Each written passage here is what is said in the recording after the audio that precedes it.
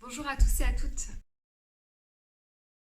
Une vidéo aujourd'hui à destination des voyageurs qui sont encore à l'étranger, des voyageurs qui se posent la question s'ils doivent et peuvent ou non rester dans le pays où ils sont actuellement, et plus particulièrement aussi les voyageurs au long cours, voyageurs sac à dos, qui ont peut-être tout quitté en France avant de partir.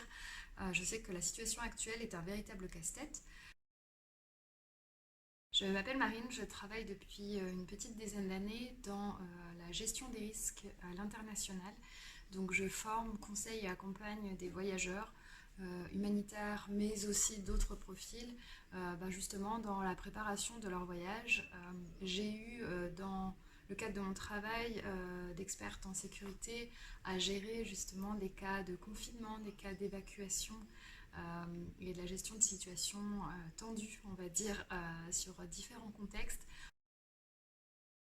Pour commencer, je voudrais juste dire que cette vidéo, puis les recommandations que je donnerai dans cette vidéo sont évidemment très généralisées, évidemment à contextualiser en fonction du lieu et du pays où vous êtes, et évidemment ces propositions aussi de solutions sont à adapter en fonction de vos capacités et des opportunités que vous pouvez trouver dans le contexte dans lequel vous êtes. Donc malheureusement, voilà, il ne s'agit pas d'une réponse précise pour chacun, mais plutôt de grands principes. Ceci étant dit, je vous donnerai des ressources qui seront ensuite déclinables évidemment dans vos pays, dans les pays respectifs où vous êtes. Alors la première question qui se pose, c'est dois-je rentrer, dois-je partir et quitter le pays où je suis? Vous savez aujourd'hui que les recommandations de la diplomatie française sont de vous positionner le plus rapidement possible sur un vol pour rentrer en France pour les voyageurs de nationalité française à qui je m'adresse aujourd'hui. Nationalité française ou possédant un titre de résident et un permis de séjour en France, hein, c'est applicable également. Donc la recommandation aujourd'hui, c'est le plus rapidement possible sur des vols commerciaux, positionnez-vous pour rentrer en France. La raison pour laquelle cette recommandation est faite, c'est qu'aujourd'hui les frontières ferment, les compagnies aériennes de certains pays aussi suspendent leurs vols, et il est très probable que dans les prochaines semaines, c'est de plus en plus compliqué de rentrer finalement en France. Et en fonction des pays, la situation pourrait devenir et va devenir très probablement beaucoup plus compliquée dans les prochaines semaines. En France, il est beaucoup plus simple de trouver des solutions en cas de gros problèmes. Ce qu'il faut savoir, c'est qu'aujourd'hui, au niveau de l'État français, il y a un travail de fond qui est fait. On va avoir plusieurs acteurs, on va avoir donc les consulats, on va avoir les ambassades aussi, on va avoir aussi le centre de crise du ministère des Affaires européennes et étrangères qui est donc basé à Paris, qui va travailler, qui maintient une hotline et qui travaille en continu. Donc ces structures existaient déjà avant et ont au quotidien du travail à gérer. À l'heure d'aujourd'hui, leur travail se concentre sur deux choses.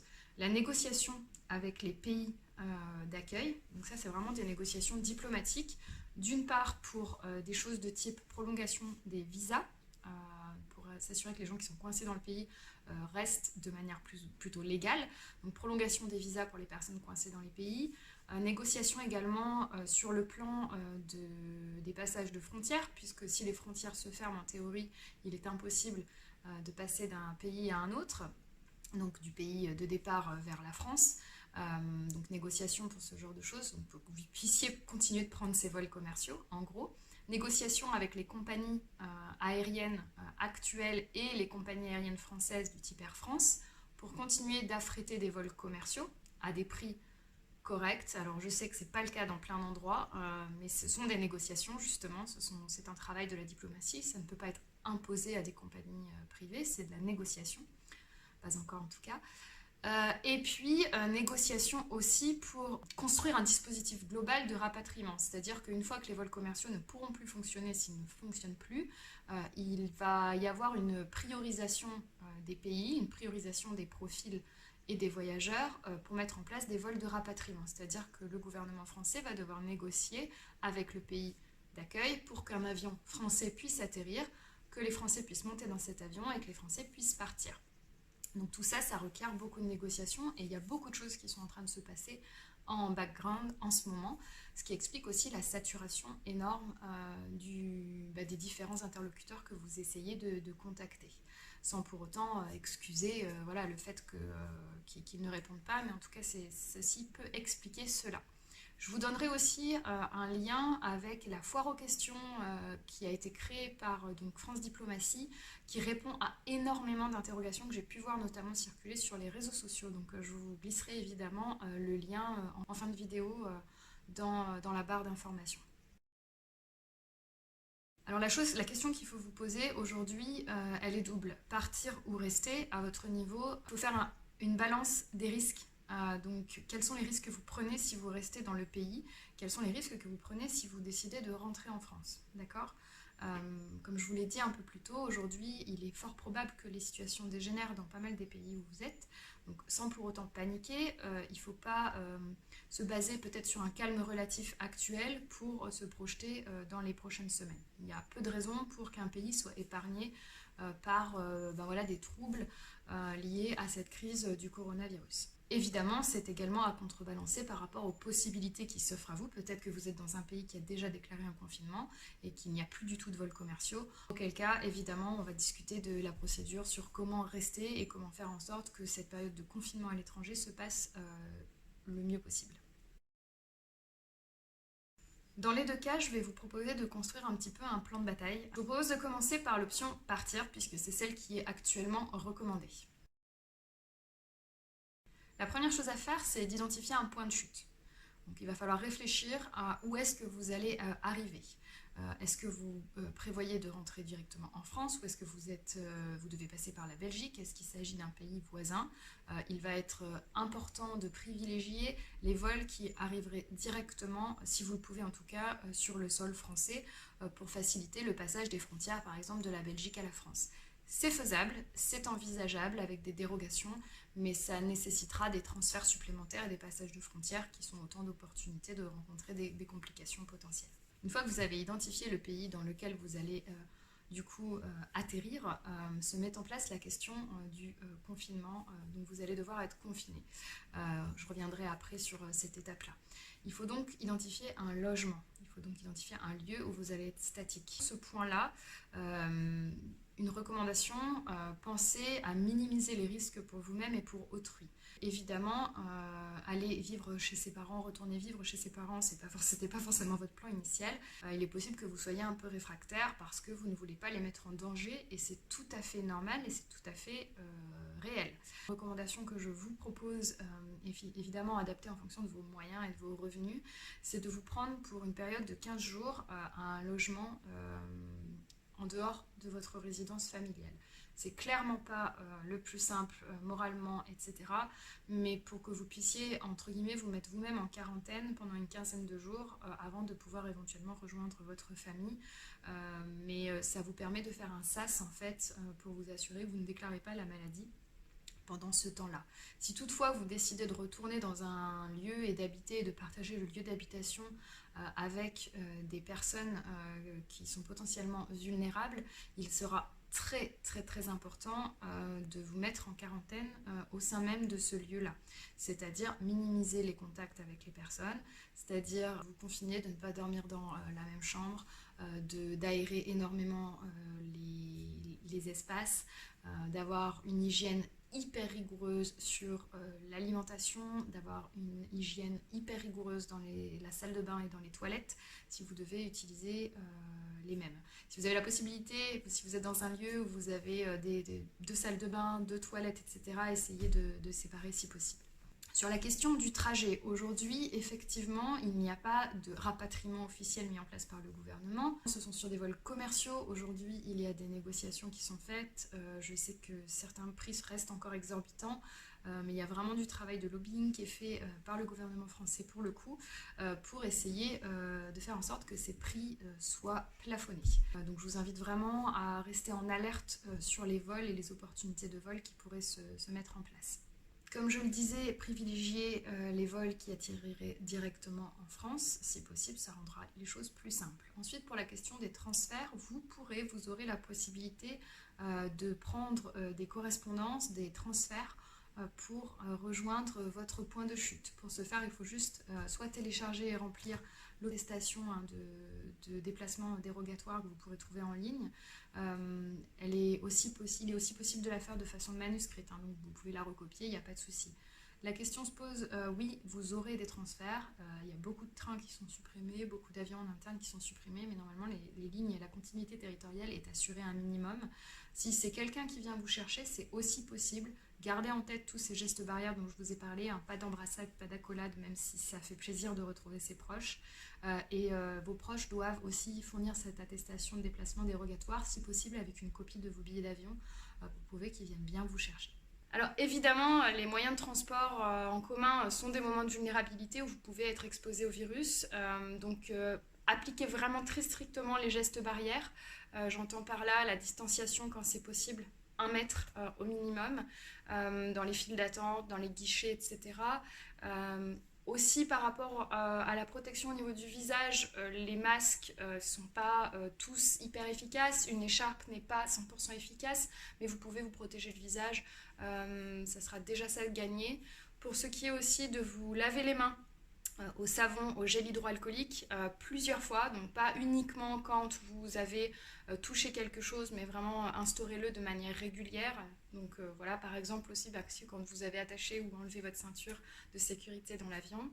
Et pour la consommation de nourriture et de liquide, assurez-vous de ne pas porter à votre bouche quelque chose qui a été touché par quelqu'un d'autre. Donc ça veut dire par exemple si vous demandez à vous faire servir un café, un thé dans l'avion, veillez bien à ce que le gobelet, vous le touchiez vous et uniquement vous. C'est pas l'idéal, ce sont des moments de vulnérabilité, d'où l'importance de la quarantaine au retour, mais en tout cas voilà, c'est important. À l'arrivée, comme je le disais dans la partie logement, il est hyper important de vous mettre en quarantaine, de vous surveiller, de surveiller les symptômes, même si vous n'avez rien dans la première semaine et les 10 premiers jours. Il est possible que vous soyez quand même un porteur sain, donc il est tout à fait possible que vous ayez contracté le virus et que vous puissiez le transmettre. Donc vraiment primordial, mettez-vous en quarantaine pour le coup, vraiment. Ensuite, pour la sécurité sociale, il semblerait effectivement qu'une dérogation ait été votée au niveau gouvernemental pour que les Français qui reviennent en France de manière anticipée ne subissent pas le délai de carence de 3 mois habituel et puissent directement réactiver leur droit à la sécurité sociale. Donc c'est important de l'avoir en tête. Voilà, je pense avoir couvert pour la partie rentrée les éléments essentiels. Je vous propose maintenant de parler de l'aspect resté. Malheureusement, il n'est pas possible pour tout le monde de rentrer, soit parce que les prix sont vraiment exorbitants, soit parce qu'il n'y a plus de vol, soit parce que vous êtes confiné à l'étranger, ou parce que vous faites le choix de rester sur place parce que vous estimez que cela est plus sûr pour vous. Alors je voudrais commencer par dire qu'effectivement ce que je vais vous donner comme information est à contextualiser. Par contre, que le pays où vous êtes actuellement soit déjà fortement touché ou très peu touché et quelle que soit l'ambiance générale qui existe aujourd'hui dans le pays où vous êtes, je vous invite vraiment à prendre les choses au sérieux, même si aujourd'hui je sais que certains pays sont encore très très peu touchés et du coup c'est facile d'être déconnecté. Il n'y a aucune raison, vraiment aucune raison de penser que le pays où vous êtes ne va pas à un moment ou un autre rencontrer les mêmes problématiques. Malheureusement, ce virus se déplace. Il est parfois difficile dans certains pays de différencier les cas Covid-19 d'autres types de maladies, ce qui rend finalement la communication autour de la présence du virus un peu floue. Il y a aussi des pays qui, pour des raisons diverses et variées, retiennent de l'information. Il y a aussi des cultures qui font qu'on prend les choses avec plus ou moins d'inquiétude. Par contre, véritablement, attendez-vous, quoi qu'il arrive, à ce que la situation ne s'améliore pas, ou en tout cas se complexifie. Il s'agit de quelque chose de sérieux qui aujourd'hui a pris une ampleur mondiale. Et encore une fois, vous êtes dans un pays qui peut représenter en lien avec cette crise différents types de risques. Donc l'idée ici n'est pas de vous faire paniquer, bien au contraire, c'est de vous faire réfléchir un petit peu aux options qui s'offrent à vous. La première chose qui peut éventuellement se dégrader, c'est sur le plan de la santé. Vous pouvez, dans un premier temps, éventuellement contracter le virus. Alors ce virus, pour rappel, est mortel, on peut en mourir. On peut aussi ne pas en mourir et tout simplement subir les symptômes pendant quelques jours. Cependant, ça peut être des symptômes assez violents, donc de la grippe, associés également à des diarrhées, des vomissements et de grosses difficultés respiratoires. Au-delà de ce risque de santé, vous êtes dans un pays à l'étranger et vous pouvez potentiellement aussi dans vos activités, euh, même si vous n'êtes pas confiné, vos activités en extérieur, vous blesser. Il n'y a pas que le risque sanitaire Covid-19, il y a aussi tous les autres risques de santé habituels qui risquent de devenir plus problématiques encore aujourd'hui dans un contexte où le pays dans lequel vous êtes justement n'a peut-être pas les structures de santé pour recevoir de manière et traiter de manière correcte différentes pathologies. Donc la problématique autour de la santé, elle est double. Un, il risque d'y avoir potentiellement plus de pression sur un système médical existant. Et deux, c'est un système médical qui peut-être n'est pas aujourd'hui équipé pour répondre à la fois à ces blessures du quotidien et à des problématiques sanitaires liées au Covid-19. La deuxième chose importante qu'on pourrait voir se développer éventuellement dans les prochaines semaines, c'est les questions de sécurité. Effectivement, si les situations se tendent, il est possible que certains risques de sécurité qui n'étaient pas encore existants dans les contextes où vous êtes se développent. On pourrait par exemple imaginer des agressions qui soient ciblées vers potentiellement les personnes étrangères. Il n'est pas impossible que le fait d'être français puisse être connoté comme étant peut-être transmetteur du virus, donc que la population locale commence à se montrer un petit peu agressive envers les Français à l'étranger. On peut aussi imaginer que les vols augmentent potentiellement si les personnes commencent à craindre un petit peu pour leur sécurité, la criminalité pourrait augmenter. Dans certains pays également, quand on a des craintes de rupture de la normalité, quand on a des craintes par rapport à l'approvisionnement, on peut observer par exemple le pillage de certains magasins. Et enfin, l'un des paramètres qu'on pourrait éventuellement imaginer également en cas de dégradation de la situation, c'est des problèmes de communication et de télécommunication. Tous les pays ont une manière différente de gérer l'information, mais il n'est pas impossible que dans les pays où vous êtes, on ait des choix gouvernementaux locaux qui visent à réduire la communication sur les réseaux sociaux, à couper certains réseaux de téléphone, à limiter en tout cas le passage d'informations. Le fait que vous soyez loin également, que vous ayez une certaine distance potentiellement par rapport à vos proches restés en France, sera directement impacté évidemment par ces limitations. Alors là, je vous ai un peu dressé le portrait, on va dire le pire qui puisse se produire, mais en fonction des pays où vous êtes, c'est probable. L'objectif n'est pas de vous faire paniquer, l'objectif est de vous faire vous dire « Ok, j'ai pas le choix, il faut que je reste, de toute façon je n'ai pas le choix, mais essayons de réfléchir à comment rester et comment rester en sécurité. » Comme je vous le disais, aujourd'hui, le gouvernement français est en train de travailler sur des plans de rapatriement pour le futur, c'est-à-dire identifier justement les personnes qui sont contraintes de rester à l'étranger, identifier leurs besoins spécifiques et mettre en place dans le futur des procédures pour pouvoir les évacuer et les rapatrier en cas justement de problématiques du type que j'ai pu évoquer juste avant. On ne sait pas combien de temps ça va prendre, on ne sait pas qui sera priorisé, on ne sait pas quels seront les moyens qui vont réussir à être négociés. Donc ce qui est important, c'est de réfléchir à ce que vous pouvez mettre en place aujourd'hui si vous êtes contraint de rester dans le pays où vous êtes, en attendant évidemment que se déclenchent des procédures spécifiques au niveau gouvernemental, au niveau diplomatie. Si vous êtes dans le pays depuis quelques jours et plusieurs semaines, peut-être que vous connaissez déjà un petit peu le contexte et cela va grandement vous aider. Si ce n'est pas le cas, c'est le moment de faire des recherches. La première chose que je vous invite à faire, c'est de réfléchir au logement, c'est-à-dire réfléchir au lieu qui est le plus propice si jamais il devait y avoir confinement, quel lieu vous devez rechercher. Je vous invite donc à trouver un logement où vous pourrez créer un petit cocon.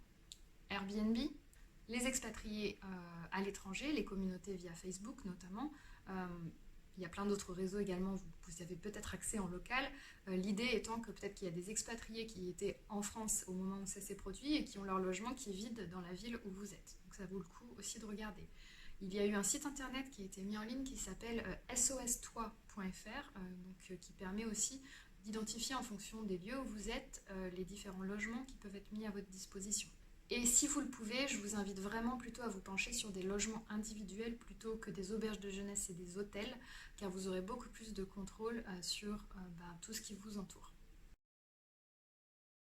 Sur le plan de la santé maintenant, je vous invite à essayer de trouver un cocon, comme je vous l'ai dit, si possible à proximité d'un centre de santé qui soit fiable, référencé potentiellement sur le site justement de l'ambassade ou du consulat du pays où vous êtes. Ensuite, au niveau des traitements et des médicaments, je vous invite à constituer une petite trousse de pharmacie avec le minimum au niveau des médicaments. Alors, avec un peu de chance, vous l'avez déjà dans votre bagage. Si ce n'est pas le cas, rendez-vous dans la pharmacie la plus proche et constituez une petite trousse avec voilà, des médicaments qui pourraient vous permettre éventuellement de traiter les symptômes d'une grippe et diarrhée et vomissements. Attention, en termes de consommation de médicaments, ne pas utiliser de corticoïdes et d'anti-inflammatoires qui aggraveraient en fait les symptômes du Covid-19. Donc concentrez-vous sur le paracétamol. Si vous avez une maladie chronique et que vous avez besoin d'un traitement, que vous arrivez en bout du traitement, essayez de vous le procurer rapidement dans le pays où vous êtes. Et si c'est impossible, n'hésitez pas à contacter votre assurance voyage qui doit pouvoir en urgence, selon vos contrats, mais normalement c'est inclus, vous envoyer ces médicaments depuis la France. Et enfin, sur le plan de la santé, un point sur les assurances. Si vous n'êtes pas encore assuré, si vous n'avez pas d'assurance voyage, je vous invite à en contracter une rapidement. Il y en a qui n'ont pas de délai de carence. Donc chaque assurance voyage va avoir un petit peu ses spécificités. Je sais qu'il y a des articles qui font des comparatifs sur Internet. Mais je sais de sources sûres qu'il y a des assurances qui proposent des contrats qui sont actifs dès maintenant et qui couvrent notamment toutes les questions qui sont autour du Covid-19. Donc même si vous la contractez aujourd'hui dans un pays où le Covid-19 est déjà actif et que demain vous malheureusement déclarez le Covid-19, les frais seront quand même pris en charge. Donc je vous invite très fortement à vous renseigner sur le sujet. Couverture des frais de soins, couverture également des frais liés à tout ce qui est rapatriement potentiel, rapatriement médical, le cas échéant. Numéro 3, la logistique. Une fois que vous avez trouvé votre petit cocon, que vous avez réussi à établir un petit peu votre camp de base, il est important de réfléchir à ce qu'il vous faut chez vous. En France, il y a très peu de chances qu'il y ait des ruptures de stock. Il n'est pas impossible que dans le pays où vous êtes, il y ait un petit peu des ruptures ou en tout cas des comportements face aux ressources qui soient différents. C'est pour ça que je vous invite à réfléchir dès maintenant et à faire, si vous le pouvez, quelques stocks. Quelles sont les différentes choses que vous devez acheter et que vous devez avoir chez vous pour constituer un petit peu une malle, on va dire, de confinement? De l'eau, donc ça veut dire avoir à disposition quelque chose pour traiter l'eau. De la nourriture, donc je vous laisse évaluer vos besoins en termes de nourriture, mais c'est important de prévoir, si vous pouvez prévoir au moins pour 2 semaines, c'est plutôt pas mal. Briquet, allumettes et lampe torche. Savon. Si vous pouvez accéder à une carte de la zone, ça peut être pas mal, parce que voilà, si jamais vous avez votre téléphone qui tombe en panne, vous avez quand même une carte de la ville peut-être avec localisé où est l'aéroport, et ça pourra peut-être vous aider si jamais vous devez rejoindre l'aéroport et que vous n'avez plus accès à votre téléphone. Évidemment, en tout temps, essayez de bien garder la batterie de votre téléphone chargée. Il y a aussi les produits, évidemment, j'ai mentionné le savon, mais les produits d'hygiène, donc à savoir hygiène quotidienne, hygiène intime aussi, hygiène féminine pour les femmes. Tous les produits en fait de première nécessité. N'hésitez pas également à y glisser quelques bouquins qui puissent vous faire patienter le temps en tout cas d'un confinement. Tout ce que vous pouvez faire, c'est prendre certains des éléments qu'on vient de lister et les mettre dans un petit sac à dos. Le laisser comme ça vers la porte de votre logement. Comme ça, si jamais vous avez besoin de partir assez rapidement parce que vous avez la nouvelle d'un vol qui s'est libéré, etc., vous n'avez pas à rattraper 20 kilos d'affaires pour partir. Vous avez un petit peu votre sac qui est déjà avec les essentiels, en tout cas, constitués.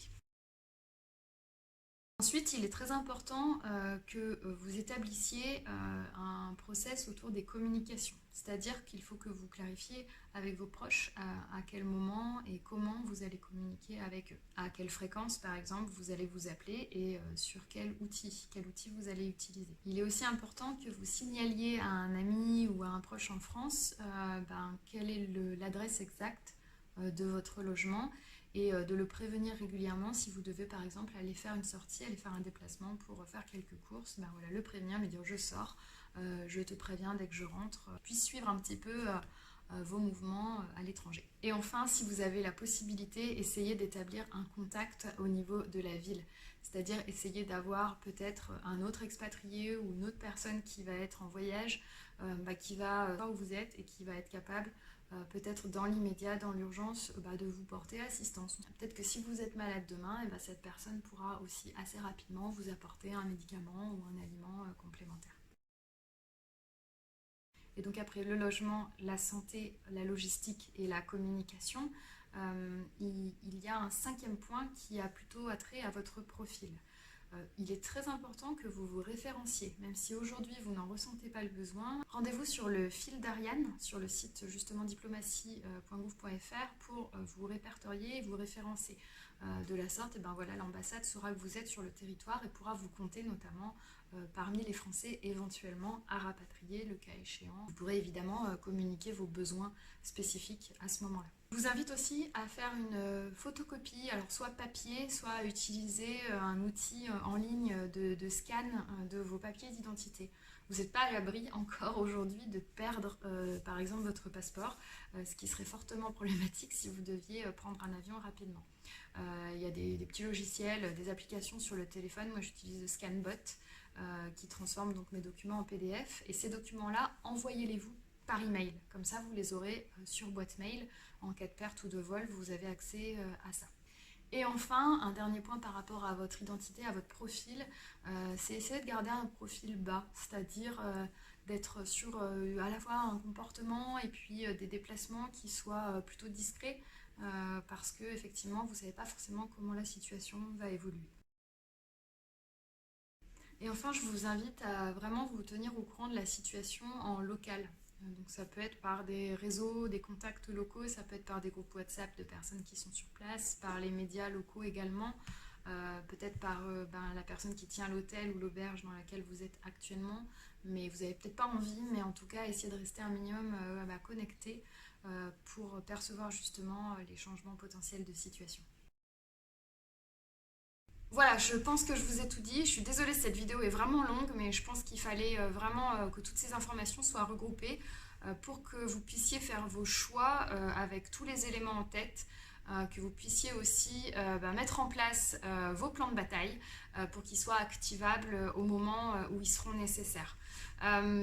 N'hésitez pas, si vous avez des questions vraiment précises et vraiment particulières, comme je vous l'ai dit, vous pouvez aller sur le site de la diplomatie française. Il y a une foire aux questions qui regroupe vraiment beaucoup d'informations, qui peut déjà vous orienter. Et puis si vous avez des questions peut-être autres, n'hésitez pas à les mettre dans les commentaires de cette vidéo, sur les différents réseaux sociaux également, parce que je ferai de mon mieux pour essayer de vous répondre ou de vous orienter en tout cas vers les ressources qui pourront vous aider. Sur ce, je vous souhaite plein de bonnes choses. Soyez patients. Si vous décidez de rentrer, vous ne vous inquiétez pas, les pays que vous souhaitez visiter seront toujours là dans 6 mois. Je sais que c'est des sacrifices pour des voyages qui représentent beaucoup d'investissement, mais n'oubliez pas que s'il y a une chose qu'on ne peut pas racheter, c'est sa santé. N'hésitez pas également à consulter les autres vidéos qui pourraient vous être utiles. Et puis, je reste à votre disposition pour répondre à vos questions. À très bientôt, au revoir.